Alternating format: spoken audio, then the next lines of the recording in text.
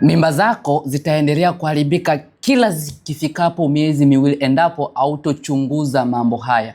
Mwanamke ambaye umekuwa ukiharibikiwa ujauzito, huenda ni changamoto ya kisukari cha mimba au changamoto ya kisukari kwenye damu ambacho kinapelekea mimba yako kuharibika kila ifikapo miezi miwili. Pili, huenda ni changamoto ya bakteria ukeni au maambukizi ya PID katika via vyako vya uzazi ambayo yanaenda kupelekea kuathiri ule mji wa mimba na kupelekea zile kuta za via vya uzazi kulegea. Mwisho wa siku mimba yako inaporomoka ama inaharibika chini ya miezi miwili hadi mitatu. Kama ni wewe mwanamke ambaye unasikiliza video hii, umekuwa ukipitia hii hali, ukibeba mimba yako ikifika miezi miwili hadi mitatu unajikuta mimba yako inaharibika, basi hakikisha unawasiliana na mtaalamu wa afya ya uzazi awezi kukufanyia uchunguzi. Kati ya haya mawili huenda ni moja ambalo linakutesa, na ulitafutie tiba sahihi, na baada ya hapo utabeba mimba vizuri na utailea mimba yako vizuri na utajifungua salama. Kama ni mara yako ya kwanza, basi usisahau kufollow account hii, uendelee kunifuatilia zaidi. Usisahau kucomment, kufollow, kulike,